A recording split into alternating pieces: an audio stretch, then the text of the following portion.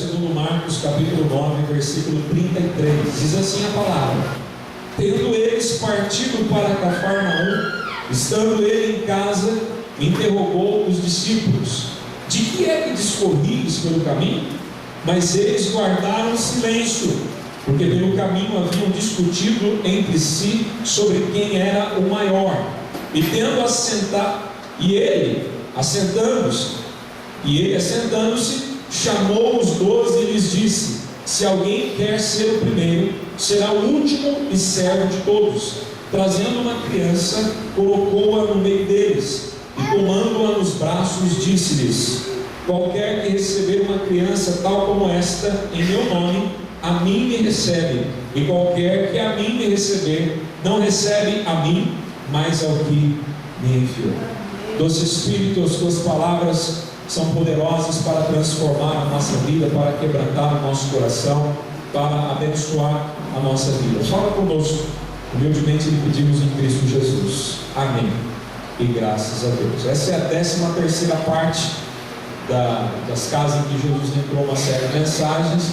E essa casa é a casa do caminho de volta para casa. Esse texto de Marcos nos registra, nos fala, nos expõe que na casa de Cafarnaum, é para lá que eles estavam de regresso. Talvez a casa de Pedro, talvez a própria casa em que Jesus morava. O fato é que Cafarnaum era uma espécie de uma base, onde, por vez ou outra, os discípulos iam ter um particular com Jesus, talvez um descanso, talvez uma aula mais específica, uma ministração mais específica com o mestre, sozinhos com o mestre, visto que o texto nos registra alguns versículos anteriores, falando que eles partiram no versículo 30 de Marcos 9, versículo 30, tendo partido dali, passaram pela Galileia, e não queria que ninguém o soubesse. Por quê? Porque ensinava os seus discípulos. Então essa casa era a casa do particular, era a casa onde Jesus trazia uma explicação particular e mais profunda para os 12, para os seus discípulos. E essa lição que ele passa nesse texto é uma lição de humildade. Repita assim comigo: humildade. Fala assim: todos nós precisamos aprender esta lição. Os discípulos precisaram. Nós continuamos no dia de hoje precisando e necessitando aprender sobre humildade. O tempo passou, os costumes mudaram, mas o coração humano, por causa do pecado, continua inclinado para o egoísmo, pela busca de poder, pela sede de poder. E os discípulos não eram diferentes. Isso não é algo de agora, coisa de hoje. Nos nossos dias não é diferente do que acontecia naquela época. Nós vivemos numa sociedade onde a humildade não é vista como uma qualidade de caráter. Pelo contrário, humildade é uma conotação de gente fraca, de gente inferior, de gente sem personalidade, boba, ingênua, e não tem personalidade forte para se impor. Então, humildade tem esse contexto, um contexto nada bem visto, nada bem quisto nos nossos dias. Outros entendem humildade como desleixo, falta de cuidado, como pobreza, mas não tem nada a ver com isso. Jesus, ele vem trazendo uma lição importante, e tanta verdade que essa lição é importante que em Mateus capítulo 5, no versículo 3, a primeira qualidade, a primeira bem-aventurança que vem encabeçando a lista de bem-aventuranças no Sermão do Monte, ou Sermão da Montanha, a primeira bem-aventurança é a humildade de espírito.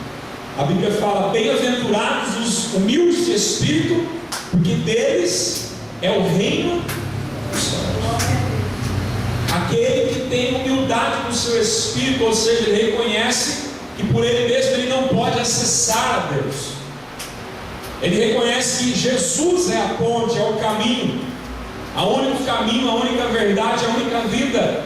Então ele se humilha diante de Deus, recebendo e aceitando o sacrifício de Jesus, para que ele possa entrar no reino dos céus. Humildade é isso, é reconhecer que nós não podemos nada sem o nosso Senhor e Mestre, sem o nosso Deus. Não podemos fazer nada sem Jesus. Ser humilde de espírito é depender completamente, é submeter-se a Ele, ao seu favor, à sua graça. E numa sociedade tão competitiva como nós vivemos, em todas as áreas há competição. Todas as áreas você percebe a competição acirrada no trabalho, na escola, em todos os lugares nós encontramos esse espírito de querer ser melhor, onde alcançar o sucesso é preciso, e muitas das vezes para subir na vida usa-se pessoas como degraus, pisa-se em cima de pessoas, passa-se por cima de princípios, destrói-se a família, a base da sociedade, para alcançar o sucesso profissional na sua carreira, ou enfim, destrói-se com uma família, mantendo o orgulho de um de outro que não querem dar o braço a torcer, e porque não há concordância, não há acordo, separam-se, a família é fragmentada, competição, todas as áreas. Nós não estamos livres dessa busca. A sociedade que vivemos, ser humilde soa como uma completa estupidez.